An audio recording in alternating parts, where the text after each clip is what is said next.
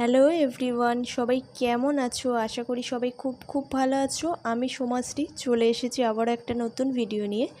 আজ তোমাদের সঙ্গে শেয়ার করব লালকা হনুমানজির মন্দিরে কেন গেলাম, কিভাবে গেলাম, কি করলাম, আর তোমরা কিভাবে যেতে পারবে এই মন্দিরে। চলো ভিডিওটা স্টার্ট করা যাক। সেদিন মাকে নিয়ে চলে গিয়েছিলাম লালকা হনুমানজির মন্দিরে। তার কারণ আমার ইচ্ছা ছিল কিছু মরশুমি ফল দিয়ে প্রভুর পুজো দেব। এই নিয়ে দ্বিতীয়বার আমি এই হনুমানজির মন্দিরে পুজো দিলাম। তাই প্রথমবার যেই জিনিসগুলো দিয়ে পুজো দেওয়া হয়নি, এইবার সেই জিনিসগুলো নিয়ে চলে গিয়েছিলাম প্রভুর কাছে। আগেরবার যখন গিয়েছিলাম সেই দিন ছিল 4th এপ্রিল শনিবার, আর 2nd এপ্রিল ছিল হনুমান জয়ন্তী। সেই পুজোটা আমি বাড়িতেই করেছিলাম, তোমরা অনেকেই সেই ভিডিওটা হয়তো দেখে থাকবে। আর 4th এপ্রিল চলে গেছিলাম লালকা হনুমানজির মন্দির, সেটা কিন্তু আগের বার গেছিলাম। তাই এইবার কিন্তু ইচ্ছা ছিল মঙ্গলবার দিন প্রভুর কাছে গিয়ে পুজো দেব। তাই মঙ্গলবার দিন মাকে নিয়ে চলে গিয়েছিলাম লাল আসন, মেটে সিঁদুর, আর প্রভু যা যা খেতে ভালোবাসেন আমার সাধ্য মতো সেই জিনিসগুলো নিয়ে চলে গেছিলাম প্রভুর মন্দিরে। মাকেও নিয়ে গেছিলাম, কারণ আগেরবার মা অসুস্থ ছিল, তাই নিয়ে যাওয়া হয়নি। এইবার একটু ছোট করে বলি কেন আমি হনুমানজির পুজো করতে শুরু করলাম। আজ পর্যন্ত এত বছরের জীবনে আমার বাড়ির কেউই হনুমানজির পুজো কখনো করেনি, আমিও না। কিন্তু এই বছরের একদম প্রথমে, মানে 2026-এর একদম প্রথমে 20 জানুয়ারি, মানে এক মঙ্গলবারের ভোরবেলা আমার এক বন্ধুকে নিয়ে দেখা এক খুব বাজে ধরনের দুঃস্বপ্ন আমার জীবনের চিন্তাভাবনা একদম পাল্টে দেয়। আর আমি সেই স্বপ্ন দেখেই সেই মঙ্গলবারের ভোরে আমার সেই বন্ধুটিকে পুরো ঘটনাটা খুলে বলি। আর সে ছিল হনুমানজির ভক্ত। সেই আমায় প্রথম বলে আমার হনুমানজির মন্দিরে পুজো দেওয়া উচিত, একবার লালকা মন্দিরে পুজো দেওয়া উচিত, যাওয়া উচিত। আর সেই দিন আমার জীবনেও হয়তো অনেক বড় ফাঁড়া ছিল। সেই দিনই বিকেলবেলা আমি পাশের বাড়িতে গিয়ে এমনভাবে পড়ে যাই যে আমি পায়ে প্রচণ্ড রকমভাবে চোট পাই। এরকম এক সপ্তাহ আমি সেই পায়ের যন্ত্রণায় কিন্তু হাঁটতে পারি না। তো সেদিনই বিকেলবেলা যখন আমি চোট পেয়ে বাড়িতে আসি, তখন দেখি আমার বন্ধুটি আমাকে জানায় যে আমি যাতে সাবধানে থাকি, কারণ তার সেই এসএমএসটা আমি অনেক পরে দেখি, তার আগে অলরেডি আমি কিন্তু পড়ে গেছি। তো এইটা হচ্ছে ঘটনা। যাই হোক, তো সেই দিনের পর, মানে সেই 20 জানুয়ারির পর থেকে আজ অবধি আমি এবং আমার মা প্রতি মঙ্গলবার নিরামিষ খাই। আর সেই দিনের পর থেকে আজ অবধি প্রতিদিন আমি স্নান করে হনুমান চল্লিশা কিন্তু পাঠ করি আর হনুমানজির পুজো করা শুরু করি। 20 জানুয়ারির পর নানান কাজের মাঝে আমার কিন্তু লালকা মন্দিরে আর পুজো দিতে যাওয়া হচ্ছিল না। এরই মাঝে একদিন শনিবারের ভোরবেলা আমার বাবা স্বপ্ন দেখেন যে হনুমানজির পতাকা যাতে বাড়িতে লাগানো হয়। সেই দিনই বাবা বাড়িতে পতাকা নিয়ে আসেন হনুমানজির, আর বাড়ির দক্ষিণ দিকে লাগানো হয় আমাদের প্রভুর পতাকা। তারপর 2nd এপ্রিল বাড়িতে প্রথমবার হনুমান জয়ন্তীর পুজো করি আমি। আমাদের বাড়িতে আজ পর্যন্ত কোনো দিন হনুমানজির পুজো হয়নি এত বড় করে, তো আমি করি হনুমানজির পুজো হনুমান জয়ন্তীর দিন 2nd এপ্রিল। আর 4th এপ্রিল চলে যাই লালকা হনুমানজির মন্দিরে প্রভুর কাছে প্রথমবার। তারপর প্রভুর কাছে পুজো দেওয়ার পর, 4th এপ্রিল পুজো দেওয়ার পর প্রভু হয়তো খুশি হন, আমি জানি না প্রভুর মনে কী ইচ্ছা ছিল। তো তারপর ঘটে আবারও এক অলৌকিক ঘটনা। 4th এপ্রিল লালকা মন্দিরে পুজো দিই, আর 26শে এপ্রিল আমার বাবা রাস্তা থেকে হনুমানজির মূর্তি কুড়িয়ে পান।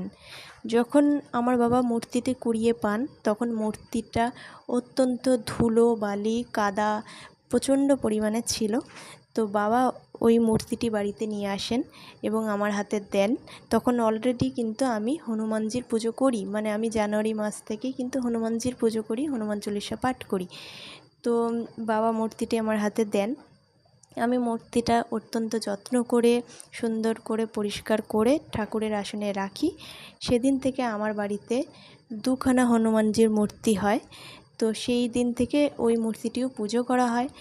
আর আমার নিজের এটা বিশ্বাস, আমার মনে হয় হয়তো হনুমানজি নিজেই আসতে চেয়েছিলেন, কারণ উনি যদি না চাইতেন হয়তো উনি আসতেন না। উনি নিজেই হয়তো এসে প্রতিদিন আমার মুখে হনুমান চল্লিশা পাঠ শুনতে চেয়েছিলেন, তাই হয়তো উনি এখন আমাদের বাড়ির ঠাকুর আসনে থাকেন আর প্রতিদিনই পুজো হয় প্রতিদিনই, হনুমান চল্লিশা আমি পাঠ করি, উনি সেটা শোনেন। তো এইভাবেই আমার জীবন চলতে থাকে। তারপর বেশ কিছু মাস পর আগের মাসে মানে জুলাই মাসের শেষের দিকে আবারও আমি হনুমানজির মন্দিরে, লালকা মন্দিরে মাকে নিয়ে যাই মরশুমি ফল দিয়ে পুজো দেবো বলে। তো সেই মন্দিরে গিয়ে আমার সাথে ঘটে আবারও এক অলৌকিক ঘটনা। সেই ঘটনাটা এই মুহূর্তে আর শেয়ার করছি না, কারণ ভিডিওটা হয়তো অনেকটা বড় হয়ে যাচ্ছে। তো এটুকুই বলবো যে আমি আমার জানুয়ারি মাস থেকে, আমি যবে থেকে হনুমানজির পুজো করা শুরু করি, আমার জীবনে অনেক অলৌকিক ঘটনা পরপর ঘটতে থাকে। তো তোমাদেরকে একটা কথাই বলবো, যারা তোমরা লালকা হনুমানজির মন্দিরে যেতে চাও, একদম বিশ্বাস নিয়ে যেতে পারো। প্রভুর যে কী মারাত্মক কান আছে, আমি নিজে কিন্তু সেটা অনুভব করেছি। উনি এত তাড়াতাড়ি কী করে শুনতে পান আমি জানি না, আমি কোনো ব্যাখ্যা খুঁজে পাইনি আজ পর্যন্ত। শুধু প্রভু বলে নয়, তোমরা যেই ভগবানকে মানো ওনার উপরেই বিশ্বাস রেখো। যা হচ্ছে যা হবে সবটা ভালোর জন্যই হবে, আর যেটা হবে না ভাববে ঈশ্বরের আরও ভালো কিছু পরিকল্পনা রয়েছে। এইবার বলি, তোমরা লালকা হনুমানজির মন্দিরে কিভাবে আসবে। যে যেখান থেকে আসো, বাঘাযতীন মোড়ে আসবে। ওখান থেকে কামধেনু মিষ্টির দোকানের একদম পাশে দেখবে অনেক অটো থাকে, সেই অটোতে করে কিন্তু তোমরা একদম ডাইরেক্ট হনুমানজির মন্দিরে চলে যেতে পারবে। অটোতে বললেই হবে যে লালকা হনুমানজির মন্দির যাব, তো তোমরা কিন্তু ডাইরেক্ট হনুমানজির মন্দিরে চলে যেতে পারবে। তো হনুমানজির মন্দির কিন্তু সকাল 7টা থেকে দুপুর 12টা অবধি খোলা থাকে। আর যারা বিকেলে যেতে চাইছো তারা কিন্তু 5টা থেকে 9টার মধ্যে যেতে পারো। তো ভিডিওটা একটু বড় হয়ে যাচ্ছে, তবু প্রভুর কথা যত বলবো ততই কম হবে। তো যাই হোক, সেই দিন মন্দিরে পুজো দেওয়ার পর মন্দিরে বসেও 3বার হনুমান চল্লিশা পাঠ করে নিয়েছিলাম। সবাই ওখানে এতটাই কুল অ্যান্ড কাম যে আলাদা একটা শান্তি পাওয়া যায়। তারপর মন্দিরটা ভালো করে ঘুরে নিয়ে প্রভুর সঙ্গে কথাবার্তা বলে নিয়ে মন্দিরে ভোগ দেওয়া হচ্ছিল পোলাও, পায়েস আর আলুর দম।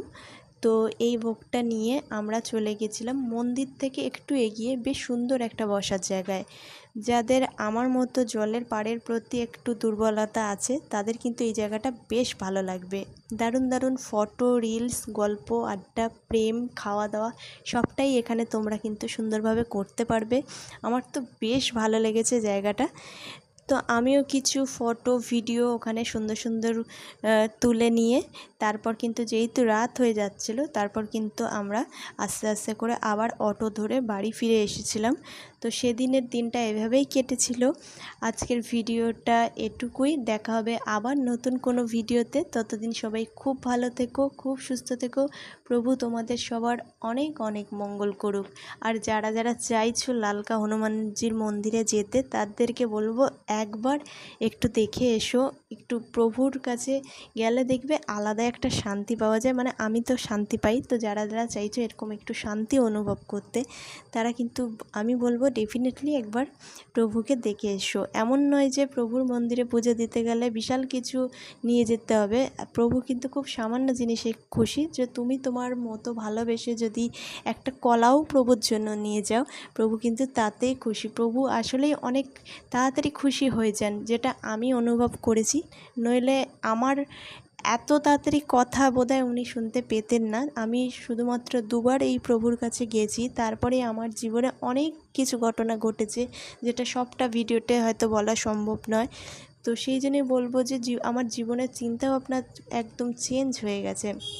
আমার জীবনের যেই না পাওয়া ছিল বা যেই কষ্টগুলো ছিল, এত তাড়াতাড়ি তার সলিউশন হয়েছে। প্রভু এত তাড়াতাড়ি শুনতে পান, মানে প্রভুকে তো আমি আমার নিজের দাদা মানি, আমার নিজের দাদার মতো।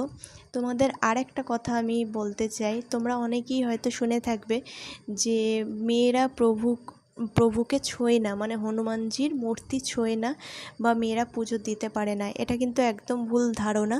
তোমরা যদি মনে প্রাণে কাউকে ভালোবেসে পুজো করো, সেটা কখনো অন্যায় নয়। এটা একান্তই আমার ব্যক্তিগত মতামত। আর যখন তুমি প্রভুর সাথে একটা সম্পর্ক স্থাপন করে নেবে, হয় তুমি প্রভুকে ছেলে হিসেবে মানতে পারো, প্রভুকে ভাই হিসেবে মানতে পারো, প্রভুকে দাদা হিসেবে মানতে পারো। যখন তুমি এইভাবে প্রভুর সাথে কথা বলে একটা সম্পর্ক স্থাপন করবেন, তো ডেফিনেটলি ডেফিনেটলি তুমি কিন্তু প্রভুর পুজো দিতে পারো, প্রভুর কাছে মাথা নত করতে পারো, মাথা নত করে অবশ্যই প্রণাম করতে পারো। তো ছেলে মেয়ে বলে কোনো ব্যাপার কিন্তু এখানে নেই, বিশ্বাসটাই আসল। তো ভালোবেসে আমার মনে হয় প্রভুর সাথে সম্পর্ক যদি একটু স্থাপন করে নেওয়া যায়, নিজের দাদা নিজের আত্মীয়ের মতো সম্পর্ক করে নেওয়া যায়, তাহলে আমার মনে হয় ভালোবাসাটা অনেক বেশি হয়, ভক্তিটা অনেক বেশি হয়।